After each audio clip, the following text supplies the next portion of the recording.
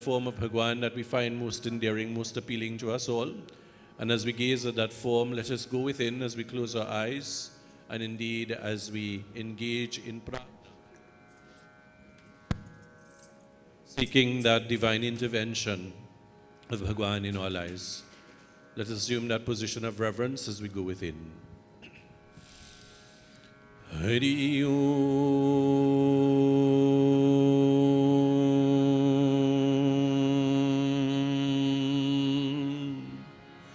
Om Shri Ganeshaya Namaha. Om Shri Saraswatye Namaha. Om Shri Guru Charan Kamalebhyo Namaha.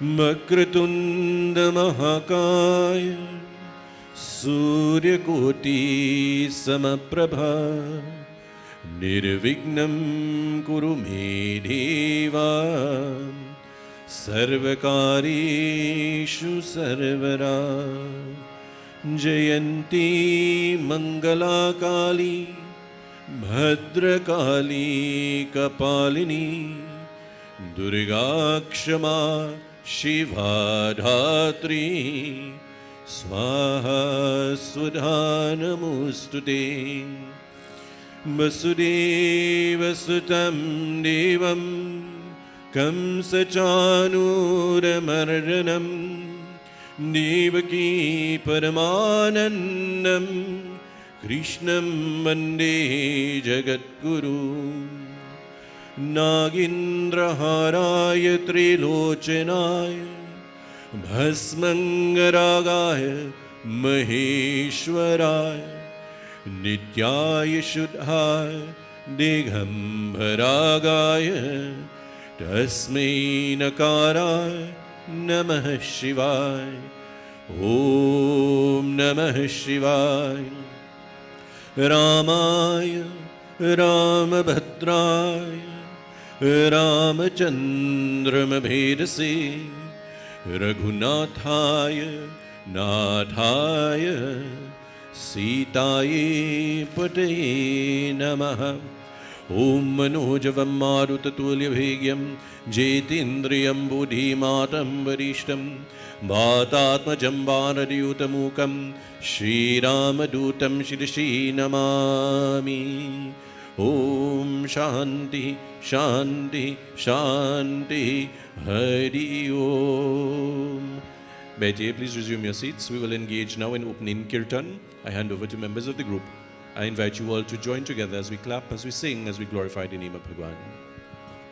प्रभु जी मेरे आवो, प्रभु जी मेरे आवो, प्रभु जी मेरे आवो, प्रभु जी मेरे आवो, प्रभु जी मेरे आवो, प्रभु जी मेरे आवो. भजले गोविंद भजले गोविंद भजले गोविंदम.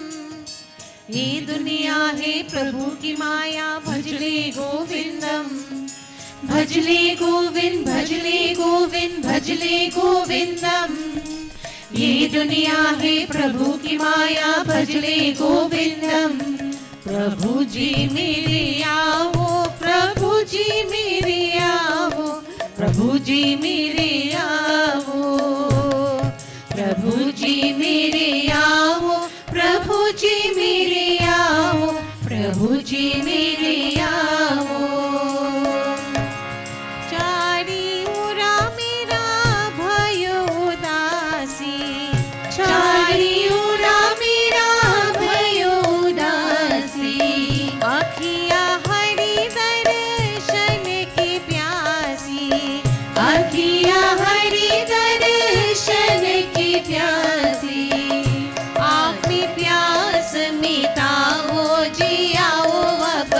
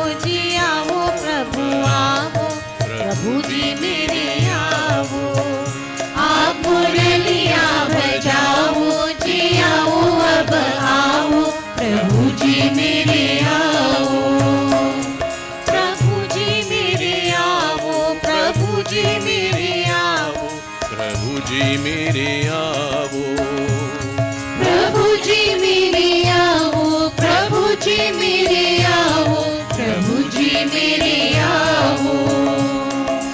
भजले गोविंद, भजले गोविंद, भजले गोविंदम। ये दुनिया है प्रभु की माया, भजले गोविंदम। भजले गोविंद, भजले गोविंद, भजले गोविंदम। ये दुनिया है प्रभु की माया, भजले गोविंदम। भजले गोविंदम, भजले गोविंदम, भजले गोविंदम। प्रेम से बोलिए वृंदावन बिहारी लाल की जय। So devotees, brothers and sisters, this morning, as I alluded to just before we commenced, we are very, very fortunate and very pleased to have with us this morning wonderful members of the International Society of Krishna Consciousness, led by none other than Sant Vigraha Das, and I believe it's Sri Damodar Das as well with us, yes, wonderful, and another member of their group who is with us this morning, and we're very, very pleased to have them with us this morning.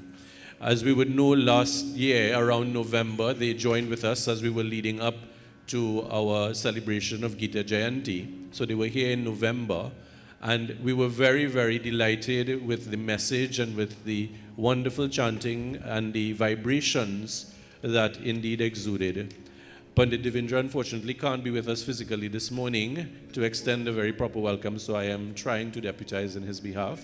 So Bhaiji, please accept our welcome, accept our hospitality this morning. And so I will, without further ado, want to hand over to Sant Vigraha Das, who will lead us with regard to either chanting, so I'll give the flexibility to them if you want to lead with chanting first, and then a pravachan. Members of the Balvihara class, the children, will be going across to their class at about 8:45, so I won't be interrupting our guests. So at 8:45 they will go over, and at around 9 we'll have the usual arti at around 9:30 where persons can go up to the murtis and so on at that juncture.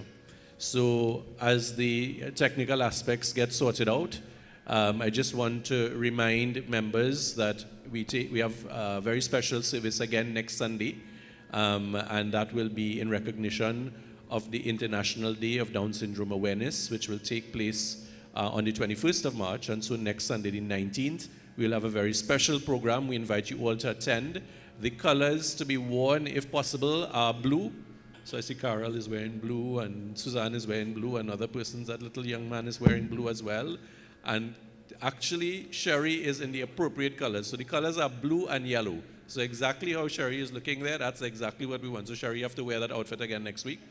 And those of you who purchase socks, again, you could wear the socks as we rock our socks in recognition of the awareness. Our service will formally end here at 9:30, and then we will have a very short walk from the Mandir to the play park on Rudal Street. That's just after just down to our Forest Street area. And then there will be a very small program that takes place there as well. And there will be light refreshments for the children, some lollies and snacks and so on. So we invite you all. So it should end in all by 11:30. So next Sunday, please be reminded of that. I'll speak more to it later on in the service. But without further ado, I think our technical matters have been resolved. I want to hand over to our brothers and sisters from the International Society of Krishna Consciousness. Please give them a round of applause as we welcome them and as we hand over.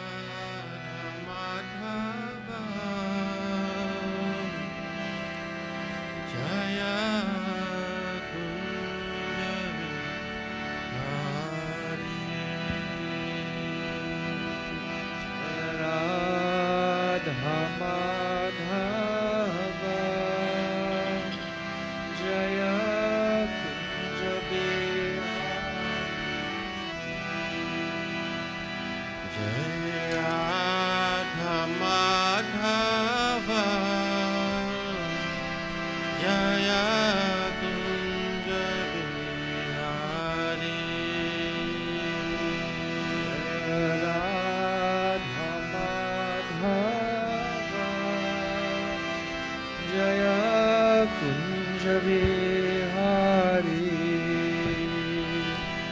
Jaya Radha Madhava,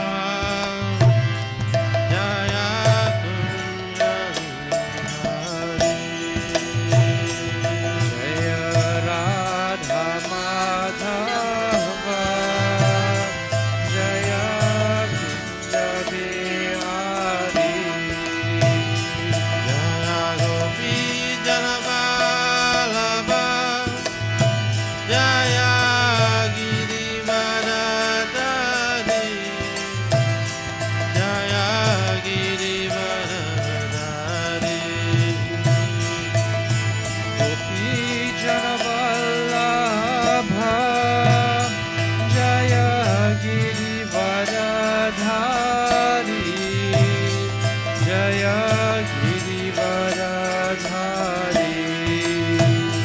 Jai Gopi Janavallabha, Jaya Girivaradhari, Jaya Girivaradhari.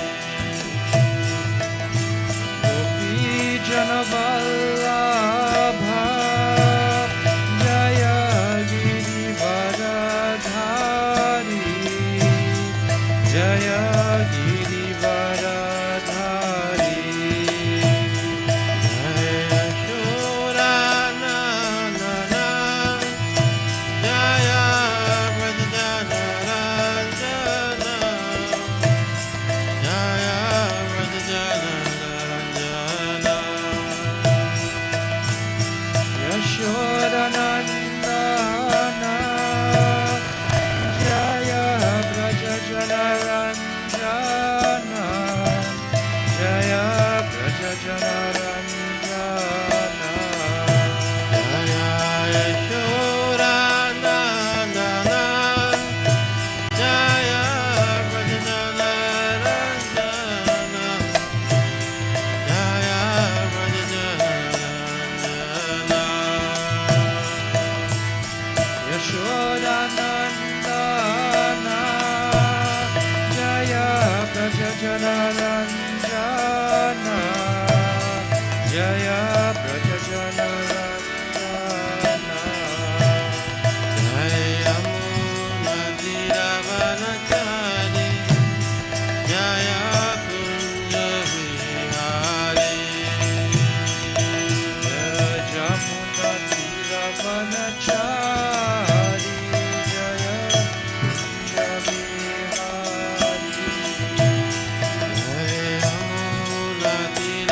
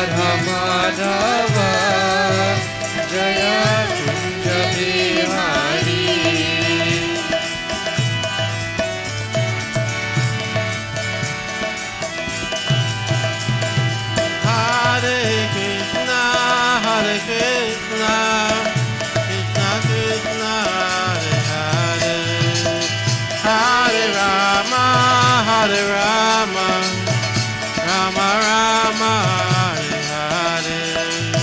Hare Krishna, Hare Krishna, Krishna Krishna, Hare Hare. Hare Rama, Hare Rama, Rama Rama, Hare Hare. Hare Krishna, Hare Krishna, Krishna Krishna, Hare Hare. Hare Rama, Hare Rama, Rama Rama, Hare Hare. Hare Krishna, Hare Krishna, Krishna Krishna, Hare Hare. Hare Rama, Hare Rama, Rama Rama, Hare Hare.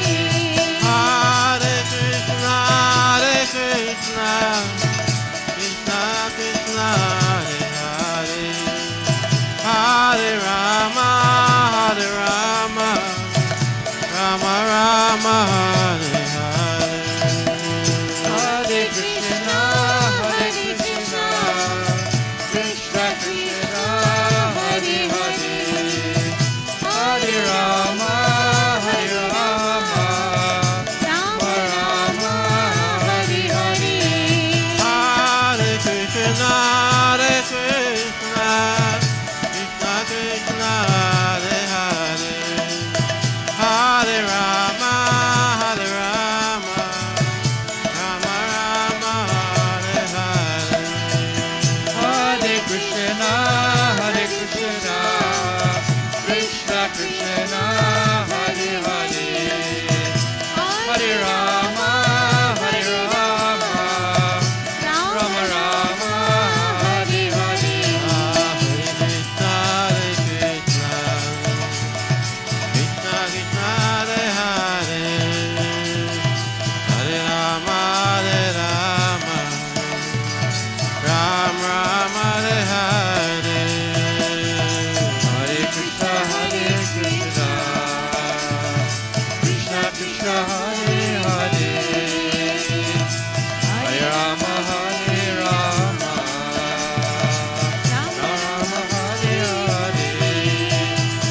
Hare Krishna, Hare Krishna, Krishna Krishna, Hare Hare.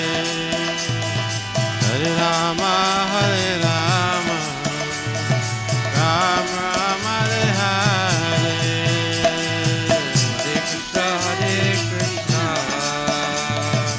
Krishna Krishna, Hare Hare. Hare Rama, Hare Rama, Rama Rama, Hare Hare. Hare Krishna, Hare Krishna, Krishna Krishna, Hare Hare. Hare Rama, Hare Rama, Rama Rama, Hare Hare. Hare Krishna, Hare Krishna, Krishna Krishna, Hare Hare. Hare Rama, Hare Rama, Rama Rama, Hare Hare. Hare Krishna, Hare Krishna, Krishna Krishna, Hare Hare. Hare Rama, Hare Rama, Rama Rama, Hare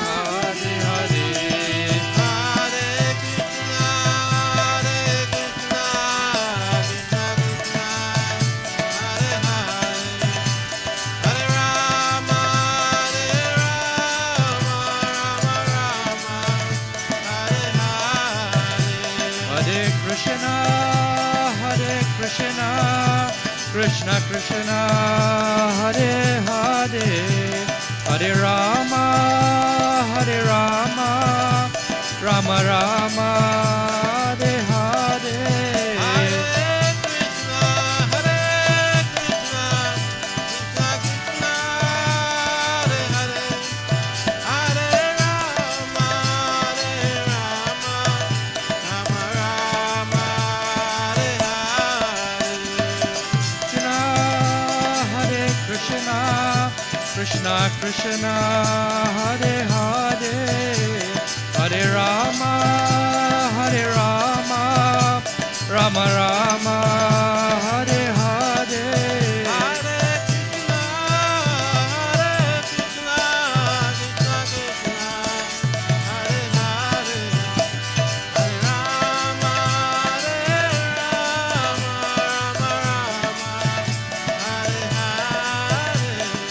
Krishna, Krishna Krishna, Hare Hare, Hare Rama, Rama Rama, Hare Hare. Hari Bol, Hari Bol, Hari Bol, Hari Bol,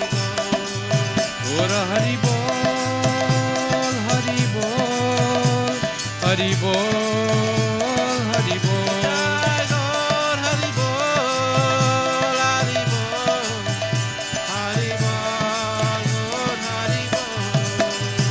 Hari Bol, Hari Bol, Hari Bol, Hari Bol.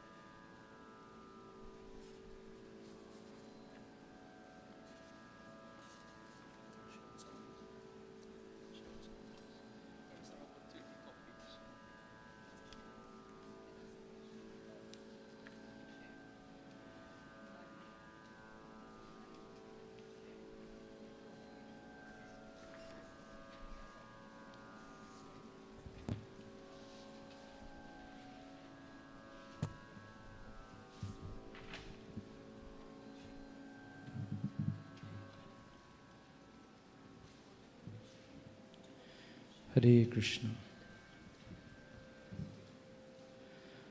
Om Ajnanatimirandasya Gyananjanashalakaya Chakshurunmilitam Jena Tasmai Shri Gurave Namah.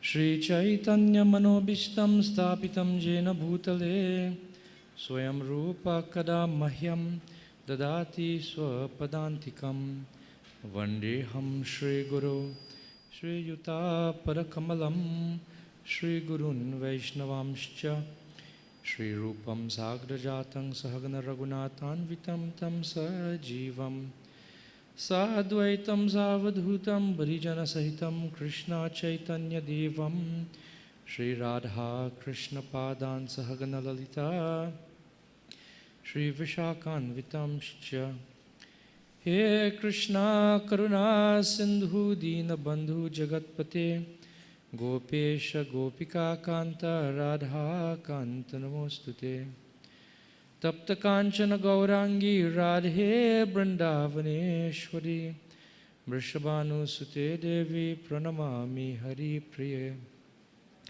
Vancha Kalpatarubhyasya Kripa Sindhubhya Evacha Patitanam Pavanebhyo Vaishnavebhyo Namo Namaha Shri Krishna Chaitanya Prabhu Nityananda Shri Advaita Gadadhara Shivasari Gaura Bhakta Vrinda Hare Krishna Krishna Krishna Hare Hare Hare Rama Rama Rama Hare Hare. Everyone together.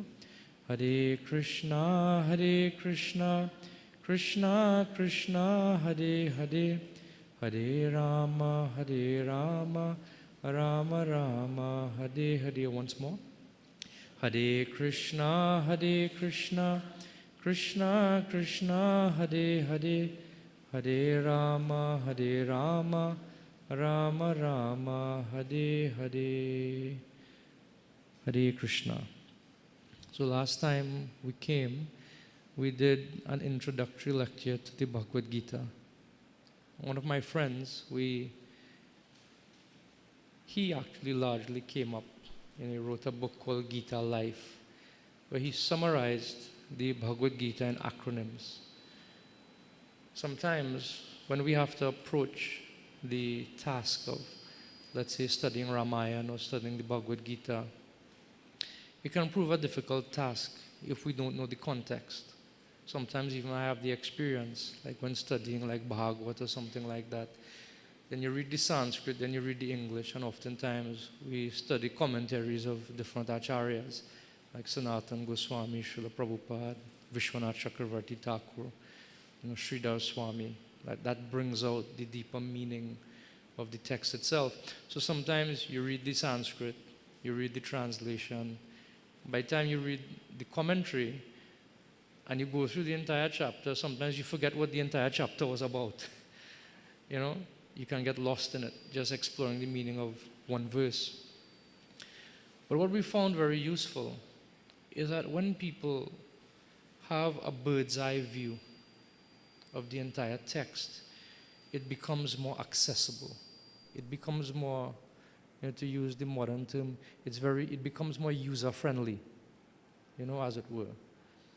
So what we seek to do by this type of discourse is to give people an overview. And hopefully, that overview will whet our appetites to go deeper into the text. So I'll do two things this morning. I'll give an overview of the main topics covered in the entire Bhagavad Gita. I'll do a recap of what we discussed last week, and I'll summarize the second chapter of the Bhagavad Gita. So that I give you a handout for that. Srila Baladev Vidyabhushan, in his commentary on the Bhagavad Gita, he mentions that the study of Bhagavad Gita entails the study of 5 topics. 5 topics. Jiva, Bhagavan or Ishvara, the Supreme Lord, Karma or activities, Kala, time, and which one is missing? Ishvara, Jiva, Prakriti, material nature. So if we were to analyze this in a very simple way, the first question an intelligent person can ask himself is, who am I? Who am I? Who are we? And we'll discuss that. The second chapter in 20 verses summarizes the foundation of all Vedic philosophy. Who are we? What is our identity? That is called Jiva, which is the first topic of the Bhagavad Gita, the identity of the living entity. And it's a very useful question. I remember there's this joke that was told, I think, and I guess you could change the name, right? A former Prime Minister of India, I think it was Jawaharlal Nehru. He was, as leaders often do, he would visit different institutions run by the government. So he happened to visit one asylum, And when he went in there, if you're in an asylum, it means you're not in right mind. So, and sometimes your inhibitions are gone. So one of the inmates of the asylum walked up to Jawaharlal Nehru and he said, who are you? He just walked up to him. Who are you? And he said, well, my name is Jawaharlal Nehru, the Prime Minister of India, this country. To which the inmate of the asylum very calmly replied in a very reassuring way, don't worry. When I first came here, I also thought that. So if you don't know who you are, then things could become a bit tricky. And oftentimes, especially as we grow up, even identifying with the age bracket we are in is sometimes a bit tricky, just dealing with the body itself. Oftentimes you hear people, they're going through an identity crisis or an existential crisis. And these are common terms that we hear in today's society. So the first topic of the Bhagavad Gita is identity. Who are we? So the next question we might ask is, where are we? Where are we? And that is Prakriti, the second topic of the Bhagavad Gita. Who are we? Where are we? What is the nature of this place we are situated in? Bhagavad Gita gives very beautiful, succinct descriptions of the nature of this material world. What is the nature of the material world? And not only where are we, but the other side of that question is where should we be? So the nature of the material world, on the opposite side of that, is the nature of the spiritual reality. Sometimes there's this statement that we are, material beings having a spiritual experience. Sometimes people, when they go to satsangs, when they try some New Age things, they say, I'm having a spiritual experience. But the Bhagavad Gita flips that on its head. We are not material beings having a spiritual experience. We are actually spiritual beings having a material experience. We are spiritual by nature. That is the nature of who we are. And we are in this material world, subjected to the material body, the material mind and senses, and the creation by extension. So then the next thing is, who are we? Where are we? Will we find ourselves in this place? What are we doing here anyway? What are we doing here anyway? That's the next thing. What are we doing here anyway? And that is karma. We are doing activities. In the Bhagavad Gita, Krishna, in the 8th chapter, very succinctly described what is karma. Because Arjuna asked that question based on what Krishna says in the ending of the 7th chapter. So, Kim karma? Arjuna asks. And Krishna succinctly says, action pertaining to the development of the material body is called karma. And that can have a long discussion by itself.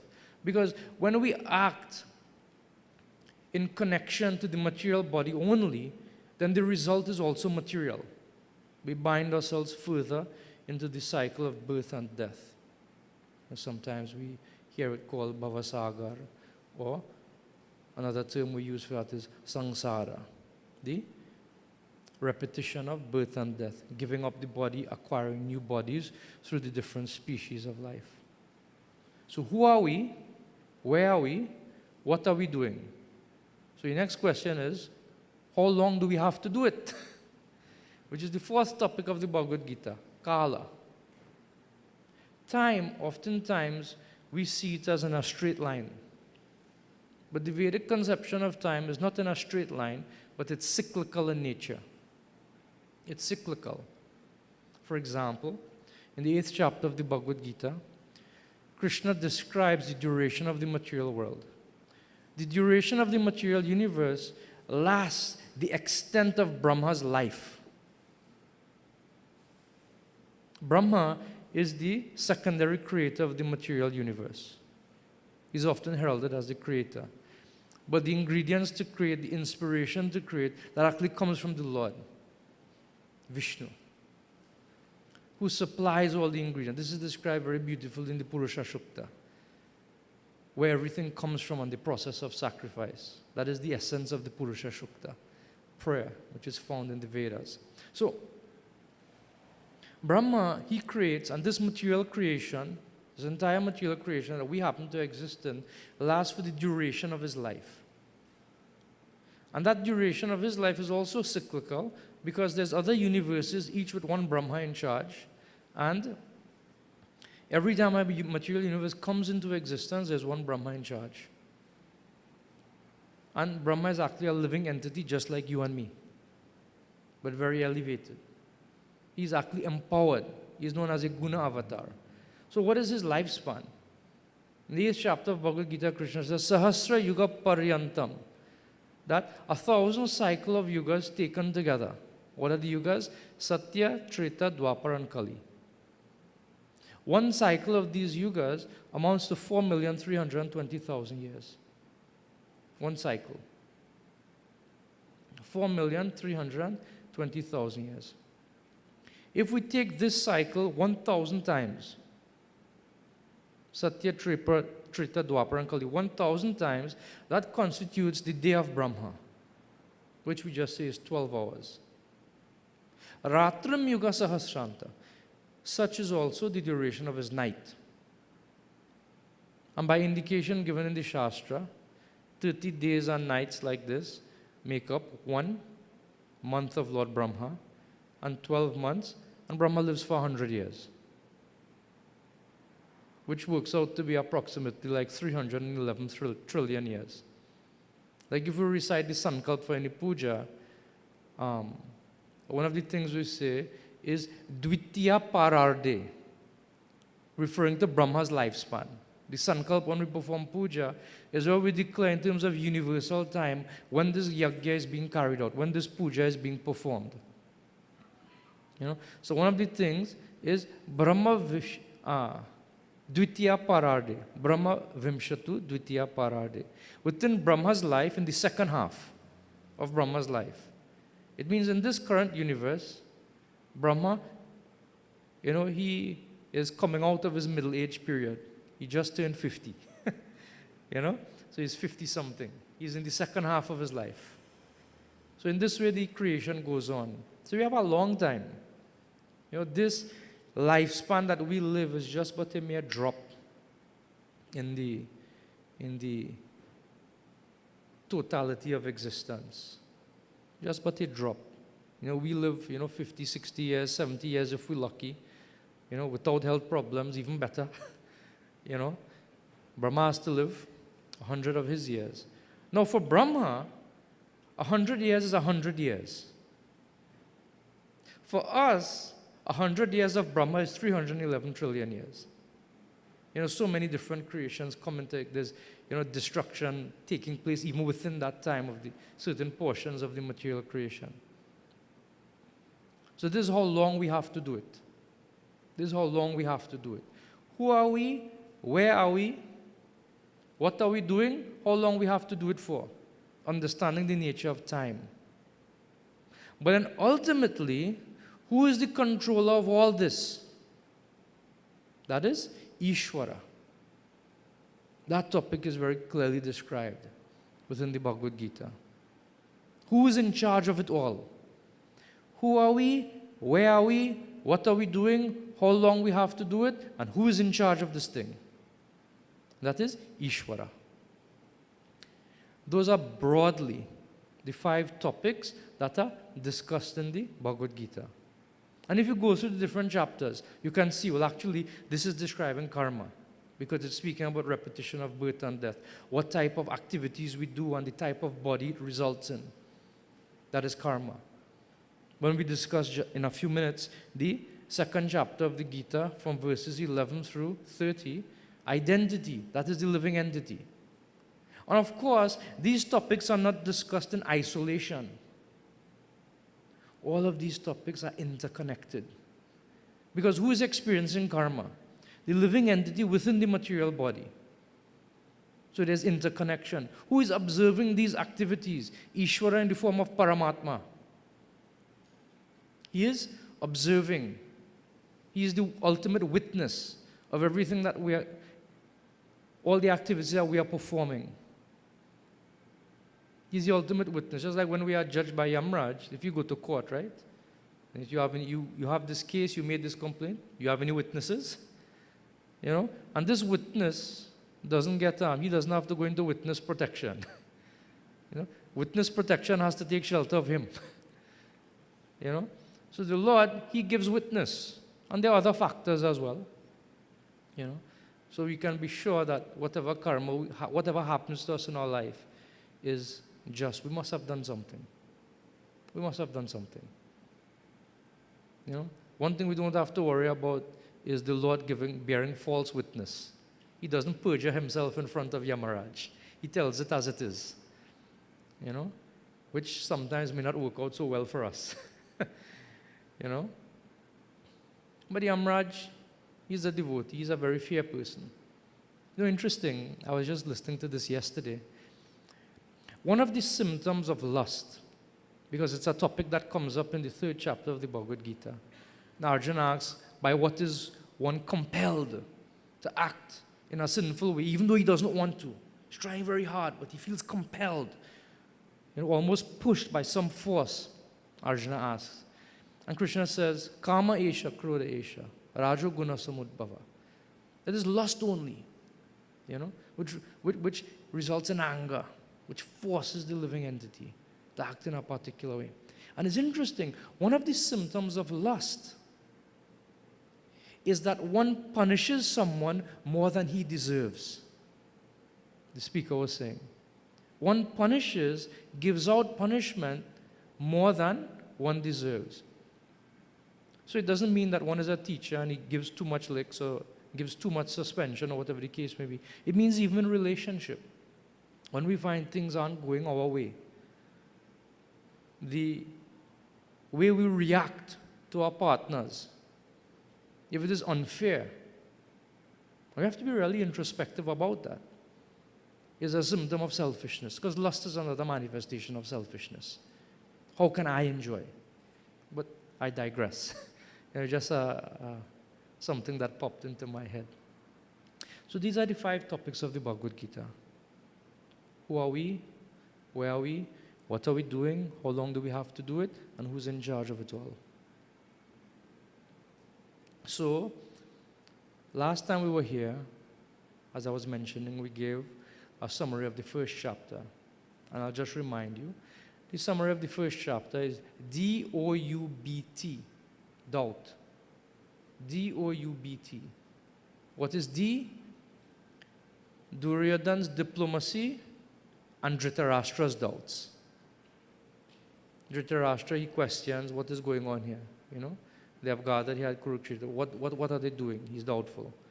And Duryodhana, he uses diplomacy to rile up his army. To give them some pep talk, to encourage Bhishma, who is the general in charge of his army, and Drona, and so many others. But as the verses of the Bhagavad Gita unfold, even though Duryodhana is trying his best to rile up his charges, things don't look too bright for Duryodhana. There are ominous signs. An example of an ominous sign is when the conch shells were sounded on the side of the Kauravas, it was just sounded. On the other hand, when the conch shells were sounded on the side of the Pandavas, it is known as Divya Shankau, was divine. And the result was that it shattered the hearts of the Kauravas. You don't hear that description about the Pandavas and their significantly smaller army. There's an example of one sign of things not looking so bright for Duryodhana and company. Ominous signs. D-O-U. But there's uncertainty as well. Arjuna expresses a certain amount of uncertainty. Is my family on the other side? I know what I have to do. They have done so much wrong. But should I really go through this whole exercise of fighting a war? Is it really worth fighting for? Is it really worth it? He's uncertain what he should do. And he asks Krishna, take my army. Ratastapataya mechuta. Senayor ubhayor madhye. Take my chariot in the midst of these 2 armies. Let me see who have come here. Let me assess. Krishna is very smart. He takes him directly in front of Bhishma and Drona, his grandfather and his guru, as if to add fuel to the fire. Puts him right there. And then Arjuna, not only is he uncertain, he becomes bewildered now. And he presents different arguments why this shouldn't take place. So many people have to die. For what? And if the same people we have to enjoy the kingdom, but they are all dead, how can we enjoy the kingdom? By doing this activity, I'll incur so much sin. And what is worse, when all these men die in this battle, who will protect the woman? The woman will become exploited. There will be unwanted children in society. The children will be taken advantage of. And the vicious cycle continues. I mentioned last time that one of the biggest problems we have in society today is fatherless children. We have a lot of children, but where are the fathers in the homes? Recently I was listening to the Minister of Education giving her purport to why there's violence in schools. And she said because of cell phone use, right? But actually, I taught in one of these schools, one of the biggest problems, if not the biggest problem, is children without fathers. They don't come from a stable family unit. When that stable family unit does not exist in society, society crumbles at its roots. The basis of any real society, of any stable society, is the family unit.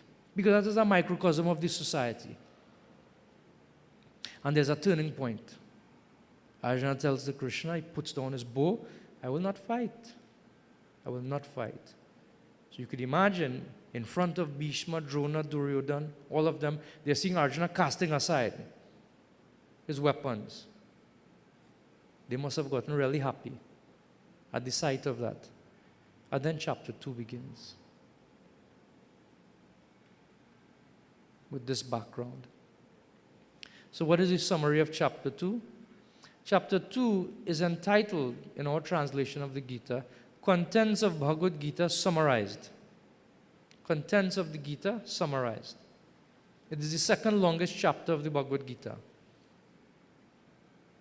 Longest chapter is the 18th chapter, which is also like a summary of Bhagavad Gita.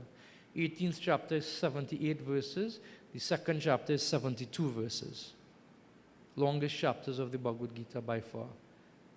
And just as a bit of trivia, the entirety of the Bhagavad Gita is 700 verses. You know, if you want a bit more trivia, Ramayana of Valmiki is approximately 24,000 verses.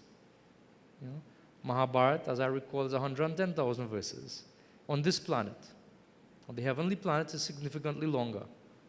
Significantly longer. Descriptions are given. So here in chapter 2, the entirety of the Gita summarized. So what we are doing by this method of teaching Bhagavad Gita is summarizing a summary, in one sense. So contents of the Gita are summarized. So we summarize also the second chapter, Gita. So what is G? Guru. The basis of any spiritual quest necessitates that one has to take shelter, to put it in very layman terms, of somebody who is experienced in that quest. Which essentially is what Guru is.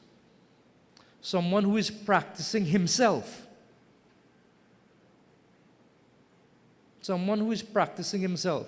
And therefore, when we teach about the relationship between the Guru and disciple, the first qualification of Guru is that he must also be a disciple. This is the first qualification of Guru. He must have learned from his spiritual master, going all the way back. And the first spiritual master is Krishna. And the first disciple is Lord Brahma. This is described very nicely in the second canto of Srimad Bhagavatam. The first guru is Krishna, and the first disciple is Brahma.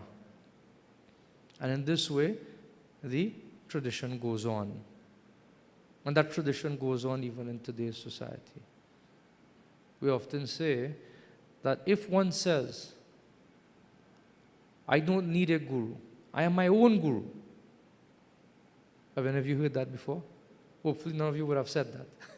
You know? I am my own guru. So we respond to that. He who says he is his own guru has a fool for a disciple. He who says he is his own guru has a fool for a disciple. Arjuna demonstrates. And even in practical terms, forget spirituality. It is very important for us to have people who do not serve as an echo chamber in our lives. Just to validate whatever is going on in our own head, the excuses we make for doing certain activities, whatever conceptions we would have in our mind. If all we have are people who said, yes, that is true, we surround ourselves with yes men, those are not real friends even, or to speak of guru. It is important in all of our lives that we have somebody to whom we can go to where the mirror is reflected, who can show us what we actually are, not the conception of what we think we are. Now this is described here. Arjuna says to Krishna, and it's very interesting what Arjuna says. He says, Karpanya dosha upahata swabhava prachami tvam dharma samudda cheta yat shreyasya nishchitam bruhitan me shishyas teham tvam sadimam tvam prapannam. I do not know, despite all my explanations I have given before, I don't know what is dharma, karpanya, because of miserly weakness of heart. I've spoken so eloquently, even quoting previous authorities. And the thing is, all of Arjuna's reasons for not wanting to fight are 100% valid. They're 100% valid. But there are higher principles Arjuna is not aware of at this point in time.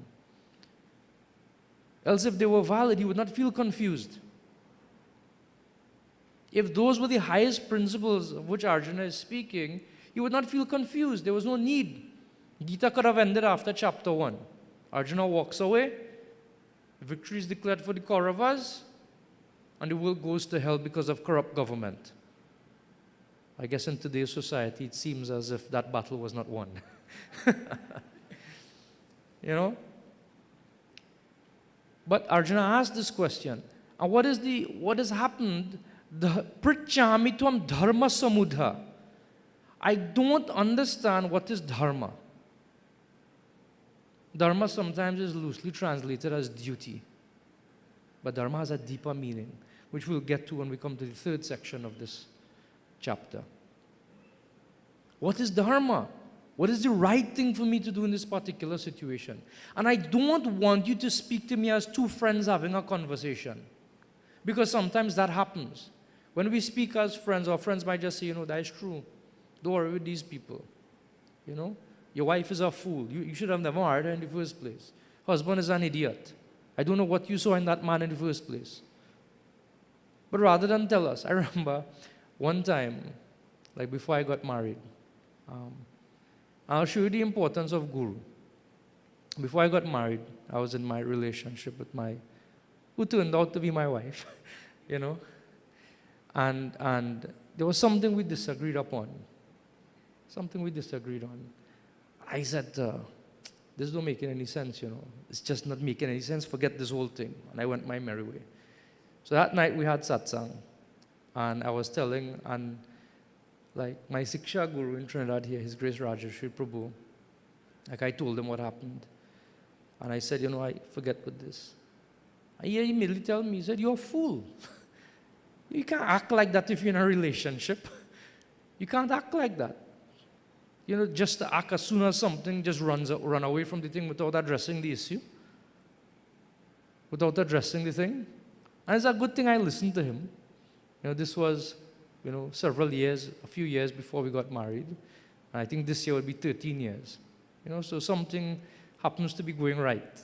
And I credit that based on that one piece of advice that I got from Rajashri Prabhu, who didn't just echo.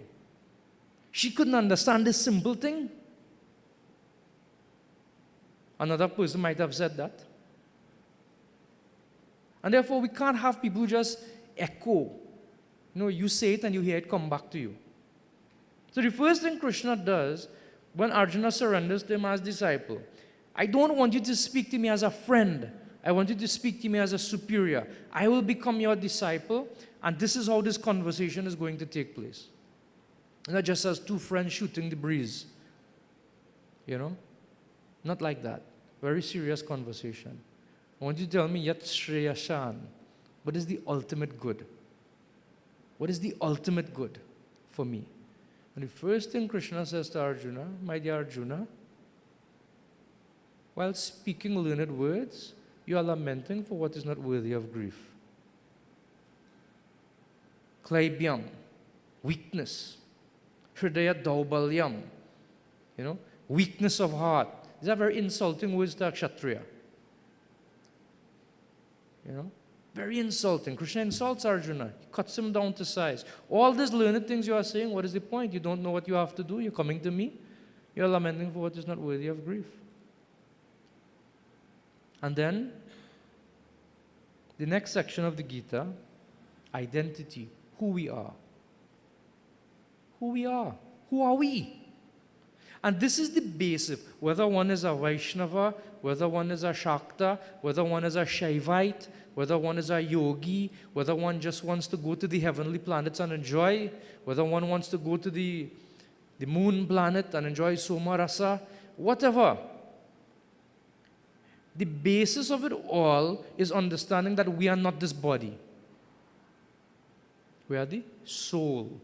Just as we have a bird within a cage, the soul is trapped within this body, which is made up of 5 gross elements: Bhumir, Apo, Analo, Vayu, solids, liquid, gases, radiant energy, and space. And 3 subtle elements: the mind, the intelligence, and the ego. Subtle elements. This is the cage in which we are forced to inhabit in this material world. The mind, the intelligence, and the ego. I often describe that death means destruction of the gross body, which we see at the cremation or at the burial site. That is destruction of the gross body. So what is liberation? Liberation is destruction of the subtle body also. When we go beyond the confines of the mind, the intelligence, and the ego. Beyond the confines of the mind, the intelligence, and the ego. And Krishna described that very beautifully in this second section of the Gita, in 20 verses.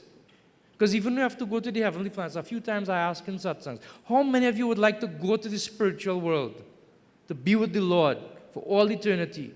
Many people put their hands up. And then I ask the question, how many of you are ready to die? And then you see hands go back down. It happens because that is we have to cross that threshold. That threshold is necessary. So who are we? The science of the soul is described in 11 through 30. But when the word used by Arjuna was dharma. What is dharma? And oftentimes we hear this term swadharma or sanatan dharma. That is described in the next section of the Gita. There are two types of duties that each of us have, and that is the T. Two types of duties. There are duties in relation to the material body. That is often termed swadharma. Duties in relation to the material body. We may be employees. We may be children to our parents. We may be parents to our children. We may be men. We may be women. The duties that we have in relation to our bodies, it varies, but are essential. We all have to take responsibility for where we are in our life and take those activities very seriously, whether as a parent, whether as an employee, as an employer, as a child, as a student. We have to take those duties very seriously. But even higher than those duties in relation to the body is what is called the higher level of swadharma or sanatan dharma. Sanatan dharma means the eternal characteristic of the soul in transcendence. Sanatan dharma. Why is this significant? I mentioned earlier. If we take the word dharma, one of the essential meanings of dharma is essential characteristic. It is that intrinsic nature of a thing. If it is taken away from it, that thing ceases to exist. For example, and two common examples are given. What is the dharma? And we can say, what is the dharma or the essential characteristic of fire? It's heat and light. You agree? Heat and light is the essential characteristic of fire. What is the essential characteristic of water? Liquidity. What is the essential characteristic of sugar? It is sweet. It is sweet. If we were to impose some force, some external force to the fire, then its nature changes. If we were to add too much heat to water, it becomes steam, water vapor. If we were to remove temperature from water, it becomes ice. It is not in its natural state. There's some imposition put on it. So the same way we can ask, what is the essential characteristic of the soul? Because we discuss identity, but what is the essential characteristic of the soul? It is not enough to understand that we are spiritual beings. Even more than that is to understand we are spiritual beings who have a relationship with the Lord. There's relationship or sambandha in the language of the Vedas. Sambandha. So acting on the higher level of dharma means that even the duties we perform in relation to the body becomes harmonized with the Lord in the center. And this is called Sanatana Dharma, where there is no distinction. You know, sometimes we hear this term, the secular world. The secular world means what happens outside, but then there's the religious, side of it. So some people, when you ask them, what is your religion? Then what they actually respond is what they do on a Sunday. Some people might go to church, some people might go to mosque, or, whichever day as the case may be. What they do on that special day, or those few special occasions throughout the year. But actually, Sanatana Dharma means what is our life? That the Lord is in the center of everything that we do. Therefore, there's no question of somebody who is within Sanatana Dharma not fulfilling their duties as a father, as a mother, as a child. Why? Because it is not pleasing to the Lord. It is not separate from our relationship with God. Everything can be harmonized around this central point. That is called Sanatana Dharma. And that is called our constitutional duty. Our constitutional duty. Whereas those activities which are related to the body, those are our conditional duties. Because the duties may be different between a man and a woman. But if it is harmonized in relationship to the Supreme Lord, then even those conditional duties become elevated to the constitutional and spiritual platform. And the result of acting in this way, on the higher level of duty in Sanatana Dharma, is Arjuna asked that question: how can we recognize a self-satisfied soul? How can we recognize somebody who's actually satisfied? And the word used is Atma Rama, who is satisfied in the self. And the rest of the chapter of the Bhagavad Gita, after this question, describes that. What are the symptoms of the self-satisfied soul? And the term is Atma Rama. So this is the second chapter of the Bhagavad Gita in a nutshell. G, Guru. I, identity. T, two kinds of duties. And A, the qualities of the Atma Rama. So just to summarize what we discussed today, that one way we can understand the Bhagavad Gita and sort of whet our appetite to enter into it more deeply is when we get a bird's eye view. And one of the different ways we can analyze the Bhagavad Gita is in terms of 5 topics. Who are we? Identity, or the living entity. Where are we? What are we doing here? How long we have to do it? And who is in charge of it all? Ishvara, Prakriti, Karma, Kal, and Jiva. 5 topics of the Bhagavad Gita. And then I summarized also, did a recap of the first chapter of the Bhagavad Gita, the Dhritarashtra's doubts and Duryodhana's diplomacy, or ominous signs that things were not going to work out well for the Kauravas. U, Arjuna expresses uncertainty in what he's about to do. B, he becomes bewildered and gives several reasons why he should not fight. And T, he firmly says, I won't fight. He turns to Krishna in the beginning of the second chapter. He accepts him as his guru, and he wants him to advise him, which is G, the necessity of accepting guru in our life, even on the spiritual realm and also in terms of our material dealings. I, the first teaching of the Vedas is who we are. We are not this body, we are the spirit soul.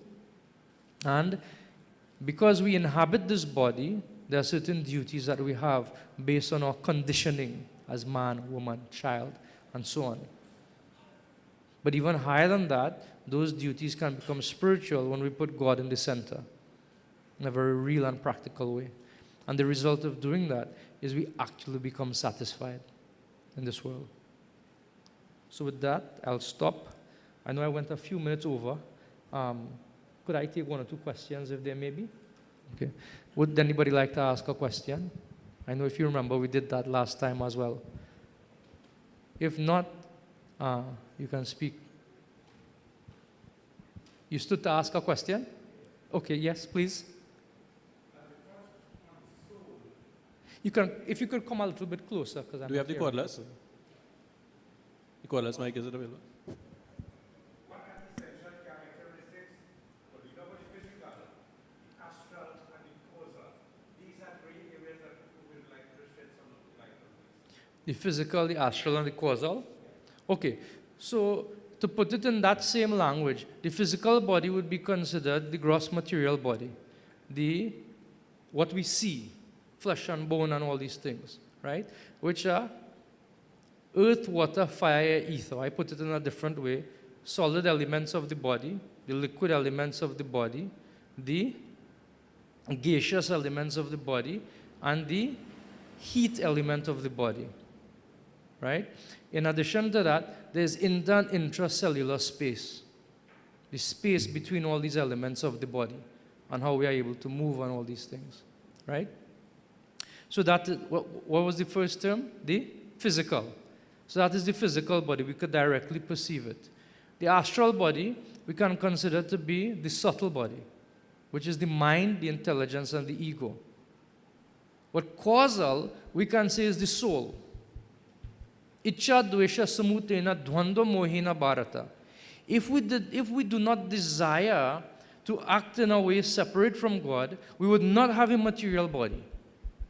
So what is the ultimate cause for us having a body is acting outside of that eternal relationship with God, trying to be God's competitor. So that is the ultimate cause, which is the soul itself, having desires different from the service and relationship of the Lord. Is that okay, or you wanted something more than that? We exist together or we are separate entities. They are one entity, but separate simultaneously. Just like if you have your car and your driver. I'll give another example. You have a cell phone, right? You have a cell phone? Yes or no? I can't see because of the backlight. But I take it for granted that you have a cell phone, right? So a cell phone is like a small computer. And there are three aspects of the cell phone. There's the hardware component of the cell phone, the case, the shell, the screen, the buttons, the touch screen, the speaker, whatever have you, the processor inside, the RAM, all these things. Those are the physical components of the cell phone. But if somebody gives you a cell phone, but there's no operating system, there's no software on the cell phone. If you have an Android phone, then that would be Android software. If you have an iPhone, that would be iOS, particular software. You can't use the phone. So these are two separate things, the hardware and the software. You put them together, the phone has utility. But even if you put these two things together, the phone doesn't work. Even if you have the hardware, which is like the physical body, you have the software, which is like the subtle body, the mind, the intelligence, and the ego, they still will not work, just as the phone will not work. Why? Because you need, a SIM card is one good thing, but you need somebody with SIM card, maybe an aspect of hardware and software together, because that has information from the service provider. Maybe you could say the service provider is God. He provides the service. But anyway, unless somebody picks up the phone and make sure it has charge and put the power button on, the phone will not work. You agree? So that person, the user, is like the soul. So there are three distinct categories of existence, which is described within our literature. There's the gross body, the subtle body, and the soul. And to become liberated or educated in spiritual life means to understand the distinction between these three categories of existence: the physical body, the subtle body, and the soul itself. And even in the Upanishads, there's different things described, like the different levels of understanding of Brahman, like Anamai, Pranamai, and so on. There's different categories of understanding of these things to bring us to the level of understanding our existence has been distinct from the physical and subtle bodies. Does that clarify it a bit more? Right? And that's a useful example, You know, computer, and just like driver, and even car now, you have the driver, you have the physical car. You know, several cars now, you have a lot of software component, you have the brain box, which controls the ECU of the car. So even within that, I know some cars now you have to subscribe to certain services. You have to pay a monthly subscription to get certain services. That's not in Trinidad yet, but in the US I've been seeing some stories. You know, so even within a car, we often use that example of the car and driver. The soul is like the driver, and the car is the body, like that. So spirituality means primarily understanding that we are the soul, and gradually acting on that platform, we come to realize, you know, who we actually are in this life in relation to the Supreme Lord. Is that okay? Maybe one more quick question if anybody has.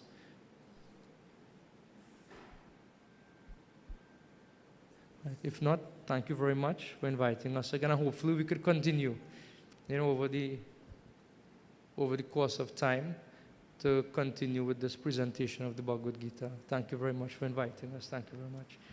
And Thank you very much.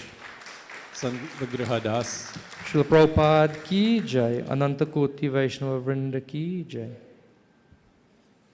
And we will continue the discussion definitely.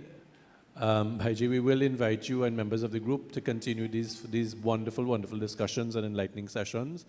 And just to remind you that on the last occasion that Bhaiji was here, he did indicate that there are courses that they offer with respect to, there's a youth course for persons who, for the younger ones, and there's also a more advanced course for persons who would like a more in-depth study, so that you could get further information after, and we can have that discussion about possibly hosting a session or courses like that here as well for those of you interested.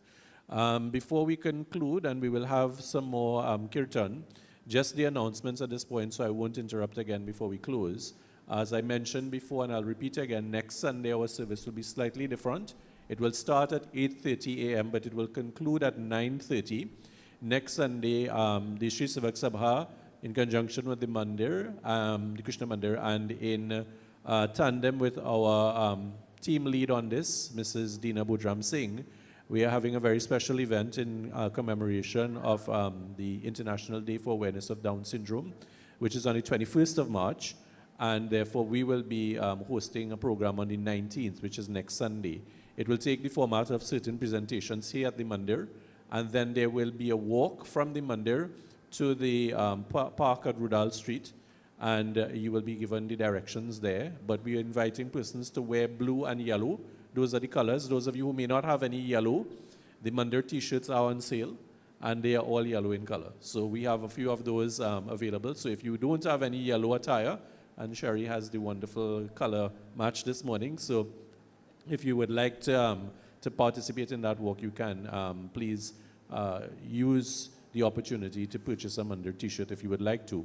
At the ground, there will be some refreshments for the children in particular, and that event at the ground will finish by 11:30 or thereabouts. So that, as far as I understand, that's the program for next Sunday. You are aware that Navaratri services will begin from the 22nd of March, and those will be nightly services from 6 p.m. to 7:30 p.m., so you're all invited. And you will get further details about our Ram Navami and Hanuman Jayanti celebrations next week. Finally, the mobile unit of the blood bank will be here on the 1st of April, Saturday the 1st of April, and they will be here from 8 to 3, 8 a.m. to 3 p.m. And there are many of you who are registered as blood donors, and we invite you to be aware of that so that you can pre-register to come at a particular time and donate that unit of blood. If you are not a registered donor as yet, I strongly urge you and encourage you to avail yourself of the opportunity to become a donor. You know, by giving a pint, you indeed save a life, and we really encourage you to do that. The tradition led by Mr. Bahadur Singh has been a very good one. We have been very, very successful in collecting units on behalf of the blood bank, and we would like to continue in that vein. So that's on the 1st of April, and you're all encouraged to participate. I will hand over now to members of the group, if they can render some chautal. You want to do the chautal? Yes, so we will have one item of chautal. As you know, certain venues are having general Pagwa celebrations today, Palmies Park would be one of them. So we would listen to one of the items being rendered at this point. And those of you who may not have performed Arti at the Murtis while the Chautal is being rendered, you could do so.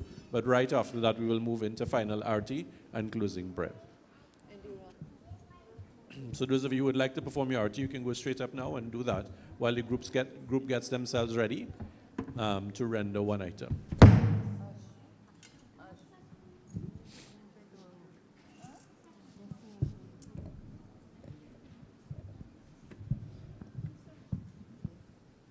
Ashta, can you come and play drum for us, please?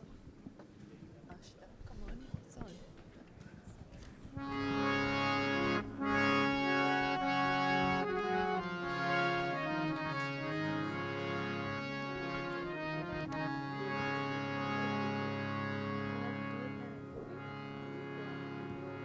We wouldn't be singing a chautal per se. We're just joining in a Phagwa Bhajan. I'm sure everybody knows it. It's Holi Khele Raghubira.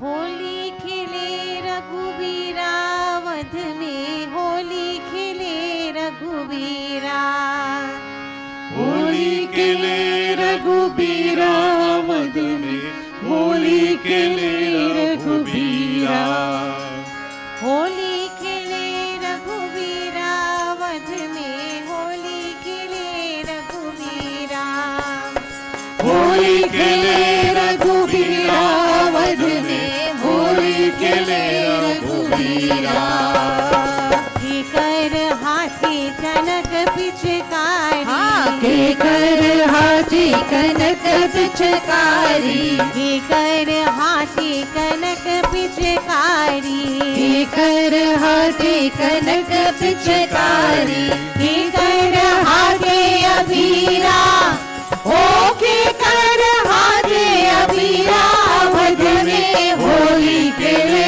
रघुबीरा होली खेले रघुबीरा वध में होली खेले रघुबीरा होली खेले रघुबीरा वध में होली खेले रघुबीरा रामा के हाथी कनक पिचकारी रामा के हाथी कनक पिचकारी रामा के हाथी कनक पिचकारी रामा के हाथे कनक पिचकारी लक्ष्मण हाथी अबीरा ओ लक्ष्मण हाथे अबीरा वध में होली खेले रघुबीरा होली खेले रघुबीरा वध में होली खेले रघुबीरा होली खेले रघुबीरा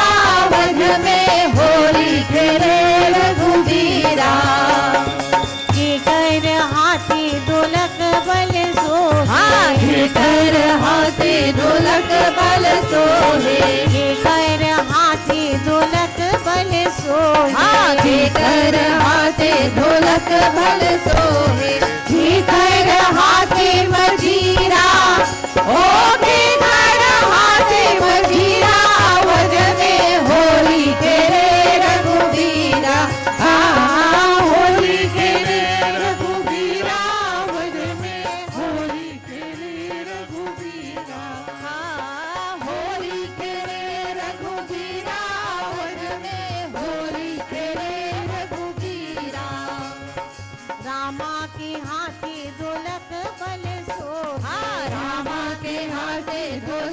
बल सोहे रामा के हाथे ढोलक बल सोहे रामा के हाथे ढोलक बल सोहे लक्ष्मण हाथे मजीरा ओ लक्ष्मण हाथे मजीरा वध में होली खेले रघुवीरा होली खेले रघुवीरा वध में होली खेले रघुवीरा होली खेले रघुवीरा वध में होली खेले रघुवीरा के कर बीजे लतत पट पगिया के कर बीजे लतत पट पगिया के कर बीजे लतत पट पगिया के कर बीजे लतत पट पगिया के कर बीजे रचीरा ओ के कर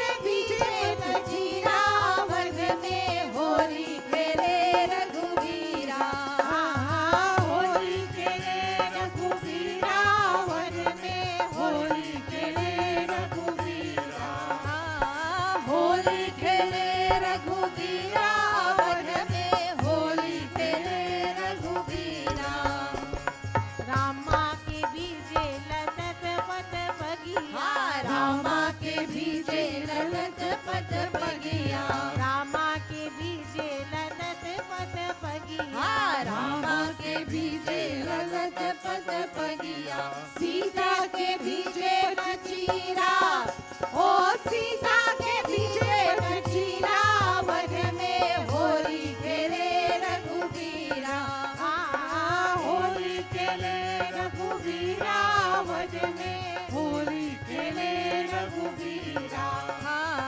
होली खेले रघुवीरा वध में होली खेले रघुवीरा होली खेले रघुवीरा वध में होली खेले रघुवीरा होली खेले रघुवीरा वध में होली खेले रघुवीरा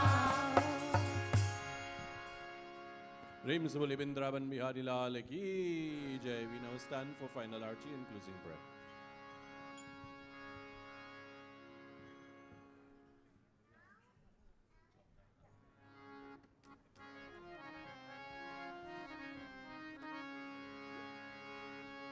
ओम जय जगदीश हरे स्वामी जय जगदीश हरे भक्त जनों के संकट दास जनों के संकट जग में दूर करे. ओम जय जगदीश हरे जो ध्यावे फल पावे दुख बिन से मन का स्वामी दुख बिन से मन का सुख संपत्ति कर आवे सुख संपत्ति कर आवे कष्ट बीते तन का. ओम जय जगदीश हरे मात पिता तुम मेरे शरण गहु किसकी स्वामी शरण गहु किसकी तुम बिन और न दूजा तुम बिन और न दूजा आश करो जिसकी. ओम जय जगदीश हरे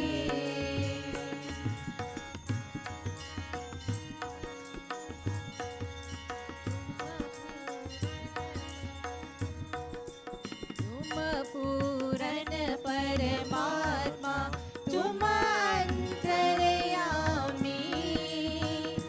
स्वामी तुम अंतर्यामी पार ब्रह्म परमेश्वर पार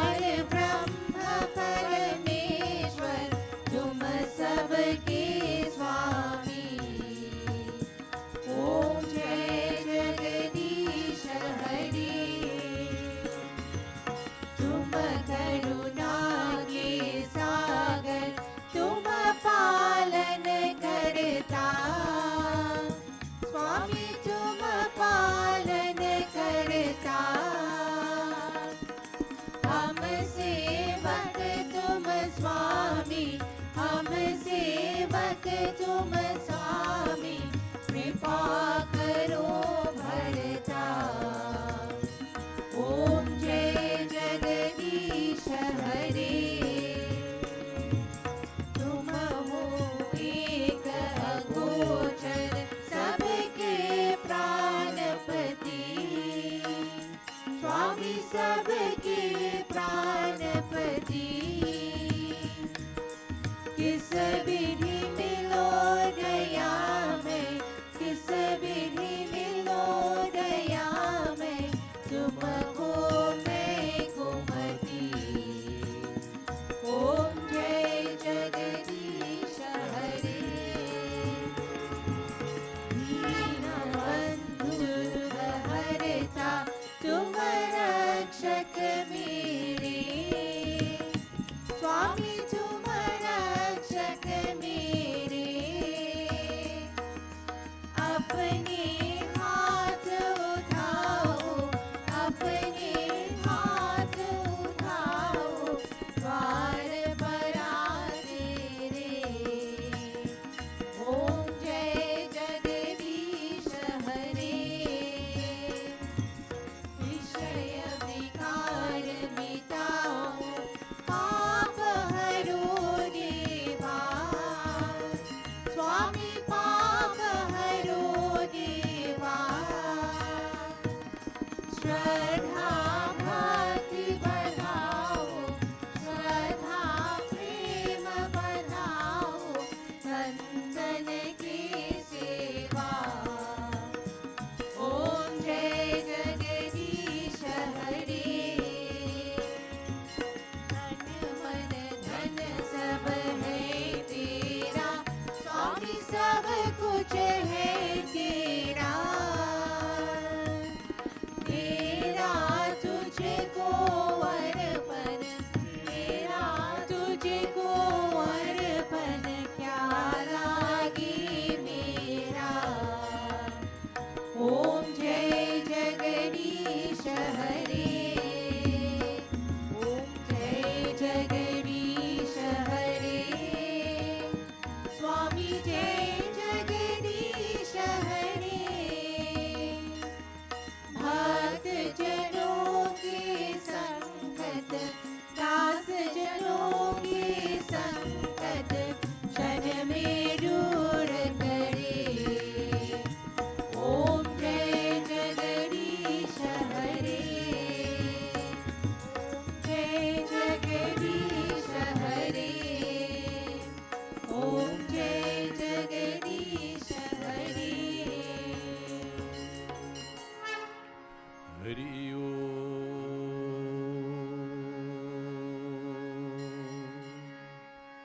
As we clasp our hands, close our eyes and bow our heads in prayer, we surrender ourselves completely to you, Prabhu. We come before you as your children, seeking your divine intervention and blessing in our lives, to give us that inspiration to recognize that you are within us, that we are indeed part of that supreme divinity, that we would speak those words that are sweet and kind and uplifting, we would have those thoughts that are noble and pure, and that indeed we would perform those actions that would be uplifting, not only for ourselves, but indeed for others. We pray in a very special way for persons who may have lost loved ones, persons who may be ill and ailing in hospitals or at home. We pray as well for those persons who are on a deviant pathway, that you would redirect them so that they would once more perform those actions to bring them closer to you. We recognize that you are mother and father, you are family, you are friend, you are knowledge, you are wealth, you are everything to us. In one voice now, we offer ourselves in prayer to Bhagavan.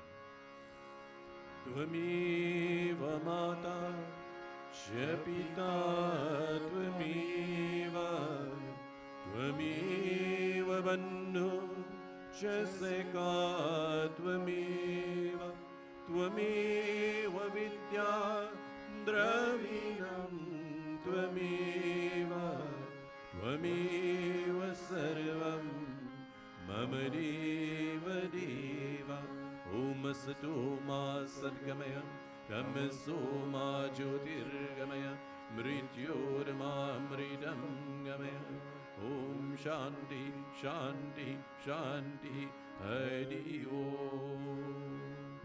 प्रेम से बोले श्री गणेश भगवान की जय, उमापति महादेव की जय, आज शक्ति जगदम्बा देवी मैया की जय, श्री पवन पुत्र हनुमान की जय, वृंदावन बिहारी लाल की जय। प्रेम से बोले श्री सच्चे सनातन धर्म की जय। चिंतन अराउंड यू सब कोई जय सीताराम, जय सीताराम, जय Sitaram. Once more on behalf of us all, we extend our thanks to our members, and Vigraha Das, and members of the group, Shri Damodara Das as well. And we look forward to having you again with us on the next opportunity. Again, be reminded of our very special service next Sunday as well. That will end at 9:30, and we will invite you thereafter to participate in the walk down to the play park at Rudolph Street. Jai Sitaram, everyone.